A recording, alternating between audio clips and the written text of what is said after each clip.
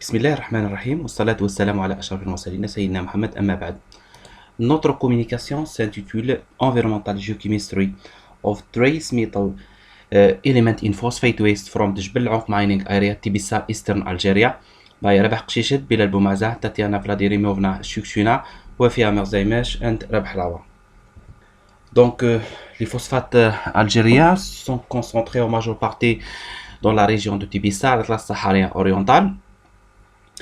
Les ressources atteignant 2,1 milliards de tonnes et l'exploitation est estimée à 1,2 million de tonnes en 2019. Les études qui ont été faites sur les phosphates sont focalisées essentiellement sur les aspects géologiques, sur les aspects de l'exploitation minière, sur les aspects géochimiques et même les environnements de dépôt. Cependant, les aspects qui ont une relation avec l'environnement restent encore mal étudiés et c'est la raison pour laquelle notre étude vise à faire une caractérisation minéralogique, une caractérisation des rejets phosphatés, également quantification et faire une étude compréhensive afin de comprendre la distribution et le fractionnement des éléments traces métalliques et également de faire une évaluation des risques de ces éléments sur l'environnement et la santé publique. Donc, cette conférence sera articulée d'abord sur une définition de la zone d'étude, ensuite les chaînes de traitement, matériel et méthodes, résultats et discussions, l'évaluation des risques et finalement des conclusions et des recommandations. Donc la zone d'étude se localise dans la région de Tbilisi, exactement au bassin minier de Jebel Anq. Dans ce bassin minier, le gisement par exemple de Kefsno, l'exploitation du phosphate se fait à ciel ouvert. Donc vous avez des gradins de phosphate et le tout venant de minerai est acheminé vers les usines de traitement et donc les wastes sont versés ici. Sur le plan géologique, il s'agit d'une couche de phosphate de 30 mètres divisée en 3 sous-couches en fonction des teneurs de P2O5 et MgO. Donc la couche principale, c'est la couche actuellement en cours d'exploitation pour le minerai de phosphate. Pour les chaînes de traitement, il existe deux chaînes de traitement, l'une à voie sèche et l'autre à voie humide. Donc, nous avons des échantillons de rejet qui vont être l'objet de cette étude, échantillonnés à chaque stade de traitement. Donc, en plus d'un échantillon au niveau de la carrière représentant le phosphate brut. Maintenant, on peut résumer l'enchaînement de travail. Donc, à partir des rejets de phosphate qui vont être identifiés en fonction de la méthode de traitement, soit à voie sèche ou bien à voie humide. Donc, des échantillons vont être analysés pour la granulométrie, la minéralogie, les éléments majeurs, les éléments en trace en utilisant la CPOS et la CPMS, et des analyses statistiques multivariées pour déterminer les associations des éléments chimiques et les associations des échantillons, et finalement de faire une évaluation du risque de ces éléments métalliques. Maintenant, pour les résultats et discussions, commençons par la granulométrie. Donc, les courbes granulométriques montrent généralement un aspect homogène entre l'ensemble des échantillons, soit des échantillons de rejets issus de la voie humide ou bien sèche, à l'exception de deux échantillons ici, qui sont généralement les échantillons à granulométrie fine, ici issus de la voie humide, qui sont les échelons sludge et les échantillons RW-008. Sous le microscope électronique à balayage, donc on constate surtout pour les échantillons de rejet, il y a une abondance de la matrice, soit une matrice carbonatée ou bien une matrice dolomitique. Et pour l'infrarouge, l'infrarouge a permis de confirmer que la phase minérale principale dans ces échantillons, c'est la phase apathitique ou bien carbonate fluorapatite, comme dans la littérature, avec la présence bien sûr d'autres phases carbonatées qui représentent la gangue. Pour maintenant les résultats de l'analyse, commençons par les éléments majeurs. Donc les rejets phosphatés comme l'échantillon brut montrant des concentrations en P2O5 allant de 20 à 30%.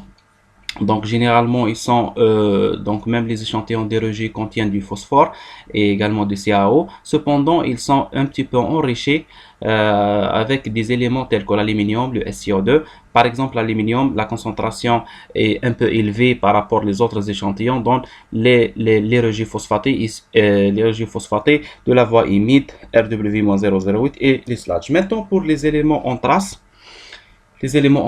métalliques, on constate que la chaîne de traitement à voie humide montre une concentration plus ou moins élevée des autres échantillons. Et c'est à titre d'exemple le vanadium, le chrome, le nickel, le zinc, le cadmium. Donc la concentration est plus ou moins élevée dans les rejets phosphatés issus de la voie humide. Euh, donc, si on visualise tout ça, on peut conclure que le vanadium, le chrome, le nickel, le zinc, le strontium, le zirconium, le barium et même l'uranium peuvent dépasser 10 mg par kilogramme. Maintenant, pour l'étude de l'origine et pour l'étude des associations des éléments chimiques ou bien des échantillons, certains traitements statistiques sont nécessaires, parmi lesquels les analyses statistiques multivariées, à titre d'exemple le fameux ACP. Cependant, il faut tenir à deux choses. La première des choses, c'est la normalité, et la deuxième des choses, c'est est-ce que ces données sont valables pour faire une telle analyse. Alors pour la deuxième, il n'y a pas de souci tant que nous avons un Kaiser-Meyer-Orke Measure Sampling Adequacy de 0,6, donc il dépasse 0,5, il n'y a pas de souci pour faire cette analyse. Cependant, pour la normalité de données, là, on trouve que l'ensemble des variables ne montrent pas une normalité, donc ceci est problématique pour faire la CP. Pour résoudre ça, il faut utiliser certains traitements qui se trouvent actuellement dans la littérature récente et de faire une transformation des données qu'on appelle la transformation qui a été retenue pour notre étude s'appelle Central Logarithm Transformation, et à partir de cette transformation on va faire la CP. Donc les résultats se font sur des données qu'on appelle des coefficients central ratio. Donc la première visualisation ce sont les échantillons, ce sont les variables, et la deuxième c'est pour les échantillons. Si on prend les deux ensemble, on peut conclure que deux phases sont majoritaires dans les rejets phosphatés. La première, c'est la phase argileuse qui concentre certains éléments comme le chrome, comme le SiO2, comme le cobalt. Et donc, ce sont les échantillons à grammétrie fine issus de la voie humide. Par contre, la deuxième, c'est généralement l'ensemble des échantillons qui ont un comportement tout à fait comparable avec la phase phosphatée ou bien la roche phosphatée brute, et concentre surtout l'uranium, le strontium et les autres éléments majeurs tels que le PDO5, le CaO.